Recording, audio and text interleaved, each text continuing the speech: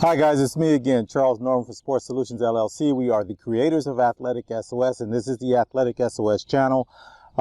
Again, AthleticSOS is for those of you who are trying to get athletic scholarships, and what our software allows you to do at no cost is to find all of the colleges and universities you qualify to attend academically that have your sport at the level you can participate. As always, down in the bottom, I'll put a link and instructions and a code and allow you to go ahead and use the software at absolutely no cost. In this one, I wanted to talk about the number one mistake that I find that most families and student athletes end up making that cause them not to be able to secure an athletic scholarship opportunity. While I'm doing that, I'm going to give you the next two. So I'm going to give you the top three, but for the title, I just made it the number one mistake that I see and we see inside of the software, because we could see and we get emails and letters back, and this last minute panic from a lot of kids that did not get the athletic scholarship.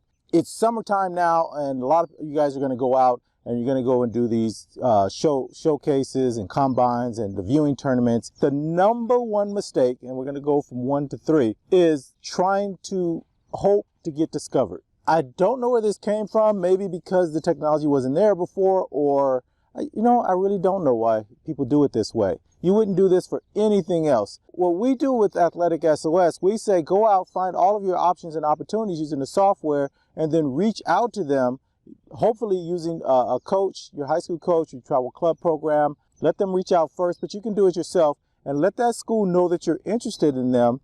Let them know that you're academically qualified to go to that school. And then if you can get, like I said, your coach, one of your coaches, to vouch that you can participate at that level, send them out some video, and then give them your schedule. Tell them where you're going to be, or ask them where they're going to be, and make sure that you can get there if you're an individual. If you're joining a travel program, a club team or something like that that's going to travel out, just let them know where you're going to be. And then try to, if you're a club program or you're a parent, you guys make sure that you're going to a place that's actually going to film the games. That would be great.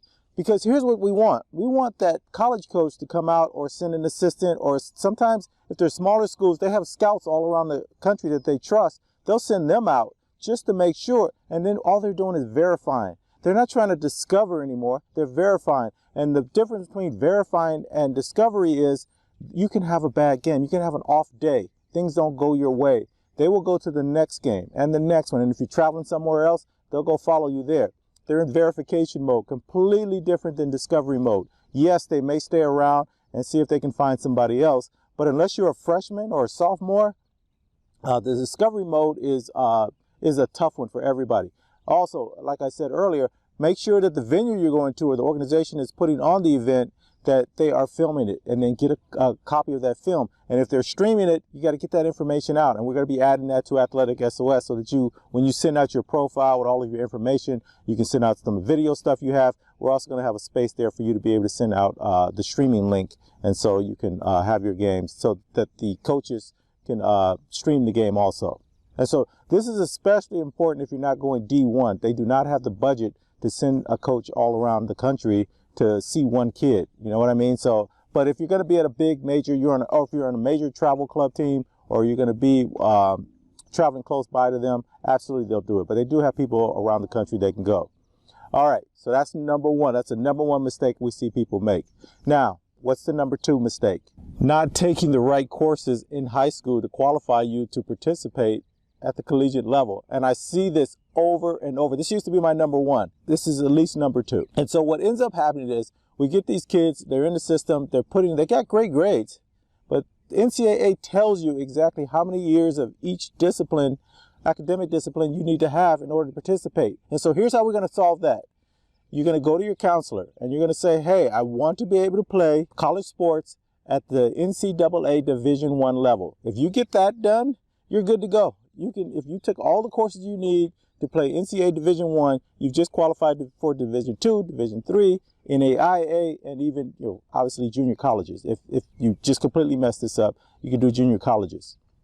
And yes, I know that right now the NCAA is allowing you not to take the SAT or the ACT, and they're kind of messing around with their requirements because of the pandemic situation. I get that, but that's not what we do in AthleticSOS.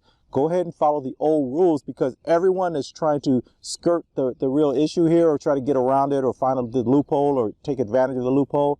They're going to be behind you, because here's the thing that everybody misses. Just because the NCAA says you can now qualify, or that team can offer you the scholarship and you can play right away by not meeting the old guidelines, and that ends in 2023, by the way. You don't want to be that guy, because the college doesn't have to let you into the school based on that. They may still require you to have the ACT or SAT to go to the college, so you can't get in anyway. Yes, you could have played it. Yes, I guess they could break their rules too, but if you're that good of an athlete, then go ahead and do the other part. And the other reason you want to be that person is because that's the way you want to be for the rest of your life. You want to be the person that thought past the excuse or the option or the loophole. You're not going to be that person for the rest of your life. And I'm telling you, it's going to completely change your life. The person that goes the extra mile, that does the thing that sets them apart from everybody else that's applying or trying to do something, is the one that will succeed in life. It's just the way it is. All right. And so number 3. Now this one kind of ties into number 1, but it is slightly different. Not knowing all of your options and opportunities. What happens is people get locked in, especially locally. That everybody at your school right now is probably looking at least 5 or 6 of the same schools, because locally those schools are the ones you heard about and you know about, and they can come to your games. They're probably reaching out to you. Some of you have some national schools that are looking out to you, and a lot of you will have schools that you've never heard of in your life. But the problem is that you don't even know if you're academically qualified to attend those schools. Yes, you took all the right courses, right? We talked about that on number 1. But do you know if academically you qualify to even get in that school? Our software will tell you that. And if you know all of your options and opportunities, you can now relax. You can start reaching out. And what you want to do is you want to reach out to a school that fits your profile, your needs, your desires as a student athlete. What kind of environment do you want to be in? What's your major, obviously? Do they allow freshmen to even play? Or is somebody that plays your position at that school on that team, is somebody getting ready to leave the year you're coming in or the year before, and you can get there early and get that spot and learn from the current, let's say you're a point guard.